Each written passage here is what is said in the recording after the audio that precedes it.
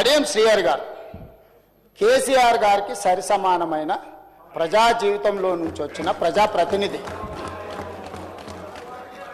ఎవరు కూడా నేను ఆన్ రికార్డ్ నేను చెప్తున్నా, కడియం శ్రీహరి గారి నిబద్ధతను నిజాయితీని ఈ దేశంలోనే ఎవరు ప్రశ్నించజాలరు.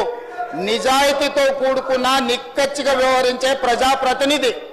ఎన్నో మంత్రి పదవులు చేపట్టిన అవినీతి మచ్చలేని మంత్రిగా పనిచేసాడు. ఒక సీనియర్ లెజిస్లేటర్ను పట్టుకొని, అధ్యక్ష రాజకీయంగా వాళ్ళకి ఏమైనా అభిప్రాయం ఉండని, రాజకీయం పట్ల వారికి ఏమైనా వ్యతిరేకత ఉండని నేను ఇవన్నీ మాట్లాడదలుచుకోలే.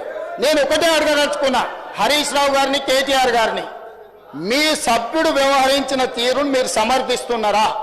సభలో ఈ రకమైన వ్యవహార శైలి ఈ సభకు మంచిదా? ఒక సీనియర్, అతను దళితుడా, అతను గిరిజనుడా అనే నేను ప్రస్తావిస్తలేను. అతను ఈ సభలో నాకు తెలిసి చాలా సీనియర్ మోస్ట్లలో 3-4 తీసుకుంటే కడియం శ్రీహరి గారు ఒకరు.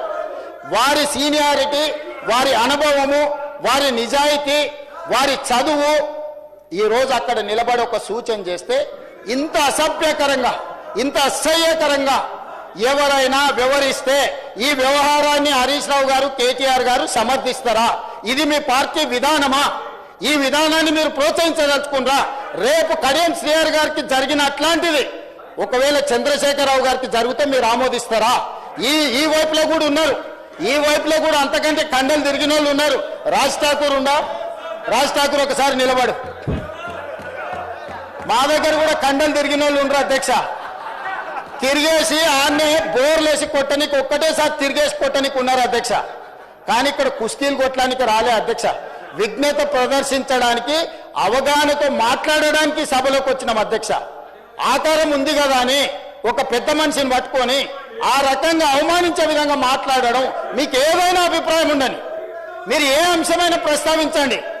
కానీ ఈ రకమైన విధానాన్ని ఈ సభ క్షమిస్తే ఇక భవిష్యత్తులో ఈ సభలో కత్తిపోట్లు లేకపోతే కుస్తీల పోటీలు జరగాల్సిన పరిస్థితి వస్తుంది. దీన్ని ఇక్కడనే నిలువరించాలి, దీన్ని ఇక్కడనే నియంత్రించాలి అధ్యక్ష. అందుకే అధ్యక్ష నేను చివరిగా నా సూచన, వాళ్ళందరూ చైర్లలో కూర్చొని చర్చలో పాల్గొంటే సభ్యులందరినీ సభలో కొనసాగించండి. లేకపోతే ఈ సభ్యుల్ని సభలో నుంచి రాబోయే 2 రోజుల్లో సభా వ్యవహారాలను నడుపుకోవడానికి వాళ్ళని సస్పెండ్ చేయండి అని చెప్తున్నా అధ్యక్ష.